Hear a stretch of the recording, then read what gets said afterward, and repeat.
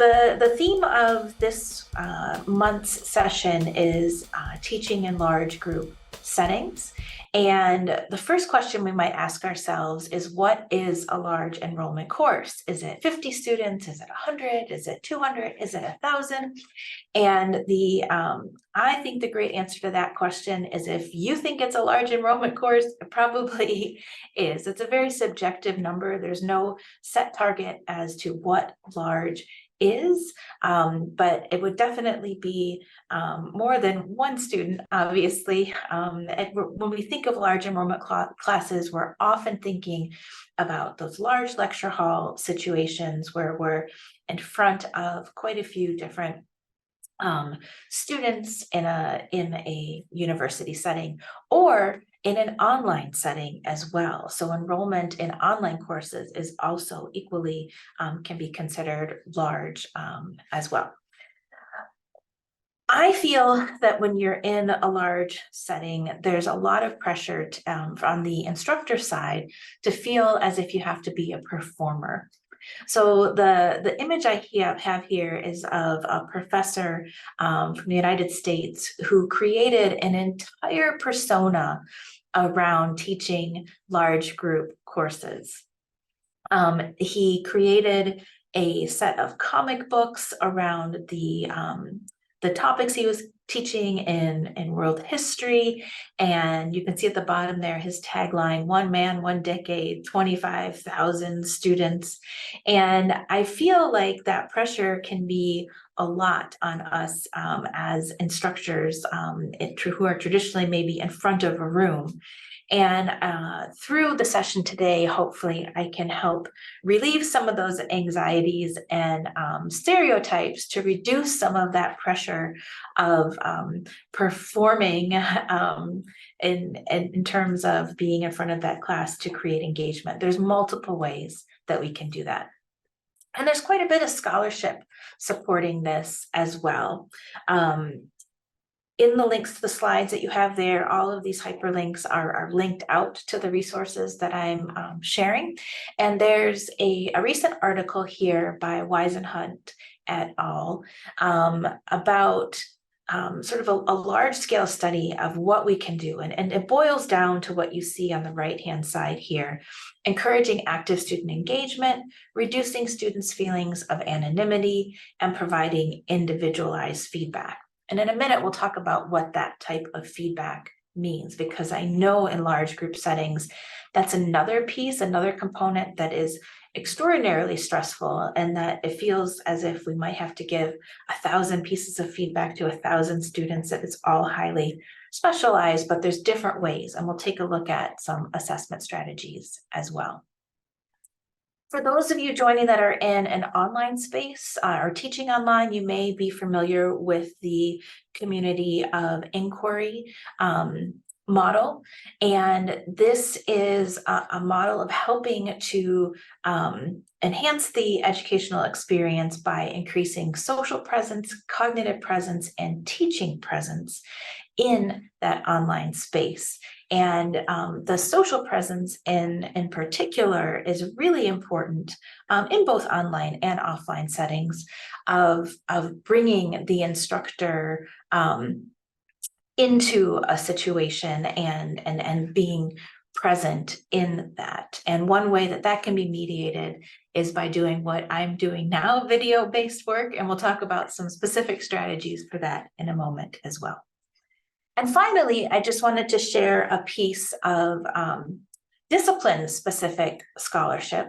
I know we've got people from all over the university, and actually, while we have a minute, we'd like to get to know who you all are as well. So while I'm explaining this piece, if you don't mind popping in your discipline and where you're coming from into the chat, that would be fantastic, so we can sort of get to know who's on the other side of the screen here. So this particular piece of scholarship comes from architecture, and it's the scholars here have developed this model and sort of organization of higher level, middle level, and lower level thinking type tasks and map them on to exercises that can be done. And again, it's a combination of blended and online experiences where there's some quizzing and online contests and things like that that complete or that promote this sort of engagement at different levels. And while this article is specific to the discipline of architecture, I found a lot of the activities that they have outlined in the article helpful across the board. So that's another resource that might be of interest. So let's talk for a couple minutes here about assessment and feedback strategies. There are two key things that we'd like to share here around managing expectations for feedback for yourself and for the students, and providing clear pathways for communications. These are two key things, two key components for strategizing when you're working with large groups of students. When it comes to feedback, there's a lot that's often unsaid or just expected, that if, say, you submit a paper, you expect a certain type of feedback, and you might expect as an instructor to give a certain type of feedback, but the expectations might not be the same on either end. So the more clear that we can be on the type of feedback that we want to give, or asking to students what type of feedback they need on assignments, really helps break down those barriers and frustrations often around feedback, and can help set things on a more clear path for the semester. As you hopefully know, there's an approved set of UCD assessment strategies. Those of you that are on the instructor or module coordinator end should be familiar with this, and we really want to emphasize and share that group and class feedback, automated feedback, these strategies are approved assessment strategies and can really help in situations where an assessment workload is very high in those large scale classes. It might be really, really difficult to give individual 10-page feedback on essays and things that are coming in, but you can be iterative with assignments and maybe use things like peer review, self-assessment, automated feedback, group feedback before it gets to a round of maybe one instructor to student feedback. Or those can be the assessment strategies, just full stop. It doesn't always have to be individual feedback individually to students post an assessment. Another thing that hopefully you can find helpful here is the National Framework for Assessment, which was developed by Geraldine O'Neill and colleagues at the National Forum, and it's a tremendously powerful way of looking at assessment in three ways: assessment of learning, which is what we might think of as high stakes examinations, project essays, things that are demonstrating learning. And then we have assessment for learning, where we might be doing what would be called lower stakes MCQs or quizzes, dialogue, feed forward type work to see is learning happening in a process. And another one that I also think is really, really helpful in large group settings is assessment as learning, that the act of assessing itself can be and is an act of assessment. And this would be students self-reviewing or peer reviewing, judging their work based upon rubrics and criteria, or even coming up with their own shared assessment criteria. And you can see in this graphic here on the left, it sort of runs a spectrum from the teacher being the responsible or head decision maker to the student being in sort of the seat as the driver of assessment. And these are really, really powerful techniques that can be used in large settings. So digging into that a bit more in terms of strategies, Leveraging quizzes and online environments is a great way to sort of take advantage of the automation that's possible within a learning management system to quickly get a snapshot of where people are in terms of a topic.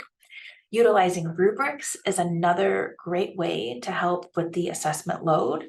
And that links here again out to our teaching and learning website, where we have some resources there for you for creating rubrics, some sample rubrics out there. Templates and worksheets are also really helpful ways of taking things that, sometimes you might be frustrated as an instructor if you're getting a piece of writing or writing back that isn't sort of along the lines of what you had imagined. If you provide a template and a worksheet where students can sort of work two areas and then use that to build off of, that's a way of streamlining things on your end.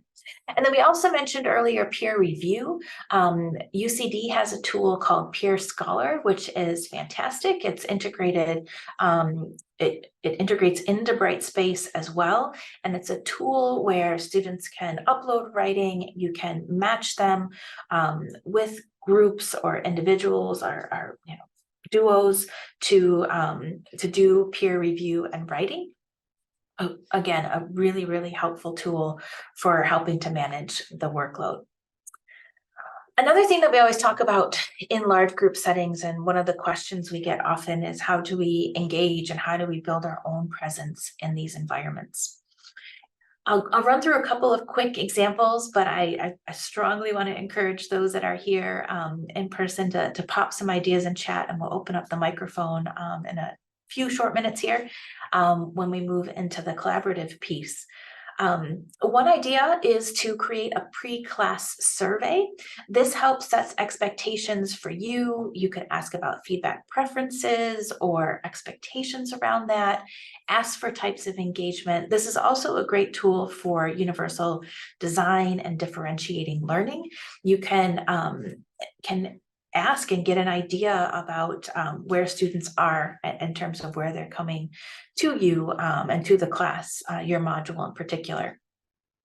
You can build mechanisms for presence, whether you're holding office hours, making those visible either online or offline, and strategizing communication flows. So using things like Google Forms, especially when you're dealing with lots and lots of students, can be really helpful from the instructor side. So it might not just be open office hours and you'll be sort of caught off guard with the question. You can ask people to pre-populate questions, and that helps sort of facilitate the communication.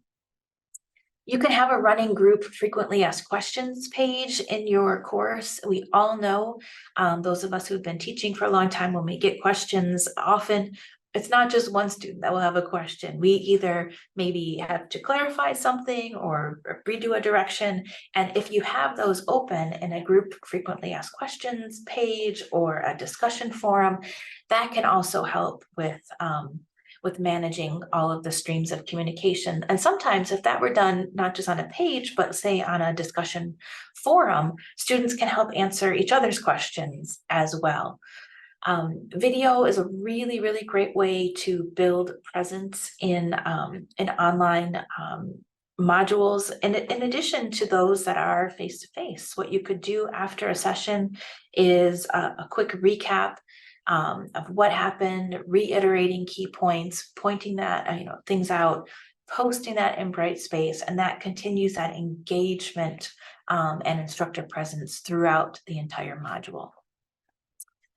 Another idea is something called flipped discussions. We might have heard of the flipped classroom before, but this is even at a more minute level where instead of having students discuss directly back and forth in discussion forums, you can have them post, say, questions only, and then use that in class as a way to mediate discussion and conversation. So it gives the students a bit of time to think and to post, And then that gives you as an instructor a bit of time as well to structure a lecture.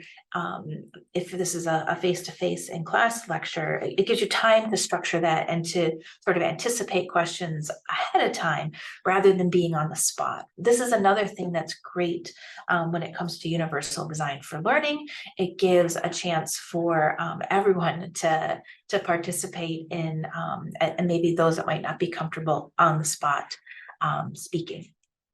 And the last one strategy I'll share is another one pointing back to our website here. We've got a whole list of great showcase activities. One of those that's targeted for large group courses is the 1-minute paper.